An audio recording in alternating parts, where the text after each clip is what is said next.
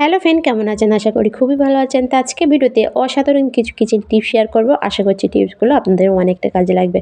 তো ভিডিওটা শুরু করার আগে যারা আমার চ্যানেলে নতুন আছেন তারা অবশ্যই সাবস্ক্রাইব করে আমার পাশে থাকবেন। পাশের বেল আইকনটা কিন্তু বাজিয়ে দেবেন। তো চলুন চলে যাই প্রথম টিপসে। তো দেখুন, আমাদের প্রত্যেকের বাড়িতে আমরা কম বেশি কিন্তু প্রত্যেকেই নেল পালিশ করতে ভালোবাসি। কিন্তু নেল পালিশ পরার সময় একটা সমস্যা হয় কি দেখবেন, আমাদের ভুলবশত হয়তো আমাদের হাত থেকে কি বাচ্চাদের হাত থেকে হয়তো এরকম মেঝের ওপর বা পাথরের উপর আমাদের মানে প্রত্যেকের বাড়িতে কিন্তু পড়ে যায়। এটা আমরা হয়তো যদি কাপড় দিয়ে মুছি তখন দেখবেন এরকম একটা বাজে দাগ হয়ে যায়। এটা কিন্তু আর উঠতে চায় না। যতই আপনারা সাবান সার্ফ দিয়ে ঘষাঘষি করুন না কেন, এটা কিন্তু কাপড় দিয়ে ঘষলে এরকম একটা অবস্থা হয়। তো এটা আপনারা কাপড় দিয়ে ছাড়া কি দিয়ে ঘষলে খুব সহজে উঠে যাবে আর কোনো রকম দাগ হবে না, সেটাই আজকে ভিডিওতে আমি আপনাদের দেখাবো। তা চলুন দেখে নেওয়া যাক। তা দেখুন, এখানে কিন্তু আমার একটু নেল পালিশ আমি এখানে ফেলে দেখাচ্ছি। তা নেল পালিশটা এরকম যদি পড়ে যায় আপনারা এতে দিয়ে দেবেন লবণ। তো লবণ আমাদের প্রত্যেকের বাড়িতে কিন্তু থাকে। আর এই লবণ দিয়ে যে কতটা নেল পালিশ তোলা যায় আপনারা হয়তো অনেকে জানেন না। তা দেখুন, এখানে আপনারা কি করবেন, হালকা অল্প একটু লবণ এভাবে দিয়ে দেবেন। দিয়ে দেওয়ার পর আপনারা একটা বাড়িতে থাকা খারাপ ব্রাশ নিয়ে এভাবে হালকা হাতে ঘষবেন। দেখুন, এভাবে ঘষার সঙ্গে সঙ্গে দেখবেন নেল পালিশটা একদম দোলা পাকিয়ে যাবে আর খুব সুন্দর কিন্তু নেল পালিশটা এই লবণের সঙ্গে উঠে আসবে। দেখুন, কোনো রকম দাগ কিন্তু আপনাদের পাথরের ওপর বা কোনো রকম মেঝের ওপর আপনাদের হবে না। তা দেখুন কত সুন্দরভাবে কিন্তু নেল পালিশটা এখানে উঠে গেছে। দেখুন, এরপর আপনারা লবণটা হাত দিয়ে একটু তুলে ফেলে দেবেন, তাহলে দেখবেন মানে এটা একদম পরিষ্কার হয়ে যাবে। তা কাপড় দিয়ে মুছলে কিন্তু জায়গাটা খুব বাজে অবস্থা হবে একদম কিন্তু এরকম। এটা আমার মানে অন্য একদিন পড়ে গিয়েছিল, সেটা আমি কাপড় দিয়ে মুছেছিলাম, সেই জন্য এই অবস্থাটা মানে এখনও পর্যন্ত কিন্তু ওঠেনি। আর এখানে দেখুন, এখানে কিন্তু নেল পালিশটার উপর মানে লবণ দেওয়ার সঙ্গে সঙ্গে কিন্তু দেখুন খুব সুন্দরভাবে কিন্তু নেল পালিশটা উঠে গেছে, কোনো রকম দাগ কিন্তু ফুলের ওপর হয়নি। তো এভাবে আপনারা কিন্তু এই টিপসটাও ফলো করে দেখতে পারেন।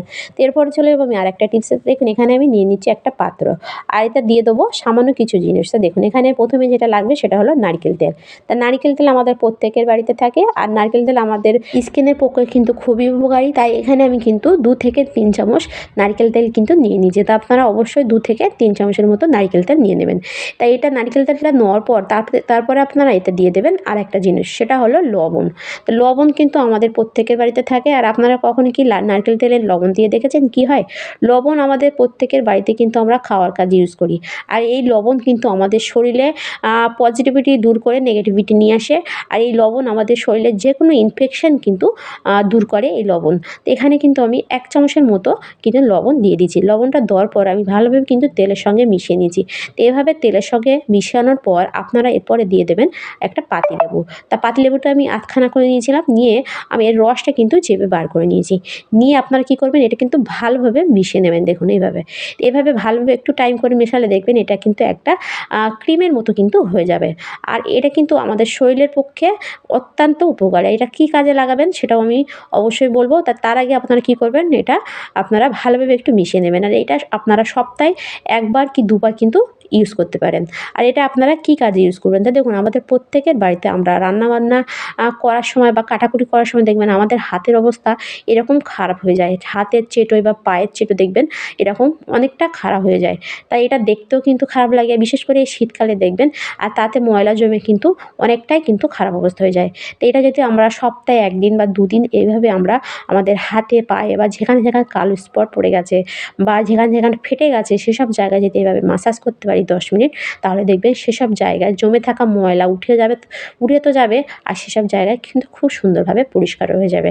তো এভাবে আপনারা এই টিপসটাও কিন্তু সপ্তাহে 1 দিন কি 2 দিন করে দেখতে পারেন। এছাড়া এটা দিয়ে আপনারা আরেকটা কাজেও ইউজ করতে পারেন। অনেক সময় দেখবেন আমাদের পায়ের গোড়ালি ফেটে যায় বা পা ফেটে যায়, এটা দিয়ে আপনারা পা ফাটাও দূর করতে পারেন। রাতের বেলা এটা দিয়ে আপনারা মাসাজ করে তারপর ভেসলিন লাগিয়ে শুয়ে পড়লে দেখবেন আপনাদের পা ফাটা 1 রাতের মধ্যে গায়েব হয়ে যাবে। তো অসাধারণ একটা টোটকা, এটাও চাইলে আপনারা কিন্তু ফলো করে দেখতে পারেন। এরপরে চলে যাবো আমি পরবর্তী টিপসে। তো দেখুন, এখানে আমি নিয়ে নিয়েছি কিছুটা ছিপি। তো আমাদের প্রত্যেকের বাড়িতে কিন্তু ওষুধের ছিপি থাকে। তো এগুলো আমরা কী করি, ওষুধ খাওয়ার পর আমরা ছিপিগুলো কিন্তু ফেলেই দিই। কিন্তু এগুলো ফেলে না দিয়ে আমাদের সংসারের কাজে কিন্তু আমরা ইউজ করতে পারি। তা কী কাজে, তা দেখুন, আমরা প্রত্যেকে কিন্তু শসা বলুন, আলু বলুন বা এরকম গাজর কিন্তু আমরা বটি দিয়ে ছেলি। তো বটি দিয়ে ছেলার সময় একটা সমস্যা হয় কি, এটাকে দেখবেন আমাদের অনেকটা হয়তো বেঁধে মানে বাদিয়ে যায়। মানে ছিলতে ছিলতে দেখবেন অনেকটা শসা বা গাজর কিন্তু আমাদের আমাদের বটি থেকে বাদ পড়ে যায়, মানে বাদিয়ে ছিলে যায় আমাদের। অনেকে হয়তো সুন্দরভাবে ছিলতে পারে না। তো এটা যদি আমরা বটি দিয়ে মানে শসা বা গাজর না ছিলে এরকম যদি আমরা একটা ছিপি দিয়ে ছিলি তাহলে দেখবেন খুব সুন্দরভাবে এর খোলাটা উঠে যাবে আর একটুও কিন্তু বাদাবে না। আর এই খোলাটা দেখুন একদম কিন্তু পাতলা একটা স্পট পড়েছে আর শসাটা খুব সুন্দরভাবে কিন্তু ছেলা যাবে। তা শুধু শসা না, এখানে কিন্তু আমি গাজরও ছিলে দেখাচ্ছি। তো দেখুন গাজরটাও খুব সুন্দরভাবে কিন্তু ছেলা যাবে, একদম একটা পাতলা স্পট পড়বে, গাজরটা কিন্তু বাদিয়েও যাবে না। তা দেখুন, তো এভাবে আপনারা বটি বা ছুরি দিয়ে শসা, গাজর বলুন বা আলু না ছিলে এভাবে কিন্তু এই সামান্য একটা ছিপি দিয়ে কিন্তু আপনারা যে কোনো ধরনের মানে সবজিও কিন্তু এভাবে ছিলে নিতে পারেন খুব সুন্দরভাবে। তো দেখুন, তো এভাবে আপনারা এই টিপসটাও কিন্তু কাজে লাগিয়ে দেখতে পারেন। এখানে দেখুন আমার শসাটা আর গাজরটা কিন্তু ছেলা হয়ে গেছে দেখুন। আর খুব সুন্দরভাবে এটা কিন্তু বটি দিয়ে যেরকম পরিষ্কারভাবে ছেলা যায় সেভাবেই কিন্তু ছেলা গেছে। আর দেখুন এর খোলাটা দেখুন একদম কিন্তু একটা পাতলা স্পট উঠেছে, কোনো রকম বাদিয়ে কিন্তু এখানে যায়নি। তো এভাবে আপনারা ছিপি ফেলে না দিয়ে এভাবে সংসারে কাজে লাগাতে পারেন। এরপরে চলে আমি আরেকটা টিপসে। তা দেখুন আমাদের প্রত্যেকের বাড়িতে আমরা গ্যাসে রান্না করি, আর গ্যাসে রান্নার সময় একটা সমস্যা হয় কি দেখবেন, রান্নাঘরে ঢুকলেই দেখবেন গ্যাসের একটা গন্ধ বার হয়। তাই এটা আমরা অনেকে হয়তো গুরুত্ব দিই না, কিন্তু এটা গুরুত্ব দেওয়া কিন্তু আমাদের অত্যন্ত জরুরি।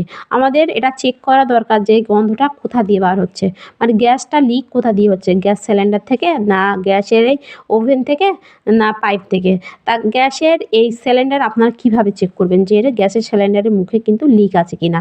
তো এটা লিক থাকলে কিন্তু যে কোনো সময় একটা বিপদ হয়ে যেতে পারে। তো এটা আপনারা কীভাবে চেক করবেন, তা আপনারা গ্যাসের এই যে রেগুলেটরটা খুলে নেবেন। প্রথমে রেগুলেটরটা খোলার পর আপনারা এই মুখে এইভাবে একটু জল দেবেন।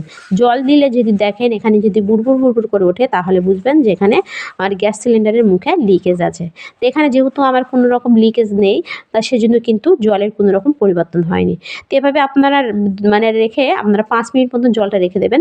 তারপর যদি দেখেন কোনো রকম পরিবর্তন হয়নি, আপনারা এভাবে একটা তুলো দিয়ে জলটা তুলে ফেলবেন। তো এভাবে আপনারা গ্যাস সিলিন্ডার চেক করে দিতে পারেন বাড়িতে বসেই। অসাধারণ একটা টিপস, এটাও চাইলে আপনারা ফলো করে দেখতে পারেন। তো এরপরে চলে যাবো আমি আরেকটা টিপস। এটা দেখুন এখানে আমি নিয়ে নিয়েছি কিছুটা ধনেপাতা। তো আমরা প্রত্যেকে এখন বাজার থেকে অনেক ধনেপাতা কিন্তু নিয়ে আসি, কিন্তু এটা বেশি দিন মানে 2-1 দিন থাকলে দেখবেন এটা শুকিয়ে যায় বা এরকম পাতাগুলো হলদে হয়ে যায়। তো এটা আমরা অনেকে ফ্রিজে রাখি আর অনেকে ফ্রিজের বাইরে রাখে।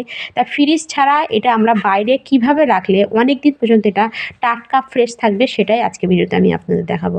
তা ফ্রিজে না রেখে এটা আপনারা বাইরে কিভাবে রাখবেন। তো প্রথমে আপনারা এটা যে গাড়া দেওয়া থাকে এটা গাড়াটা এভাবে আপনারা খুলে নেবেন। খুলে নেওয়ার পর তারপর আপনারা নিয়ে নেবেন একটা গ্লাস। তো এইভাবে একটা কাঁচের গ্লাসও আপনারা নিতে পারেন। নিয়ে আপনারা কী করবেন, হাফ গ্লাস এরকম জল নিয়ে নেবেন।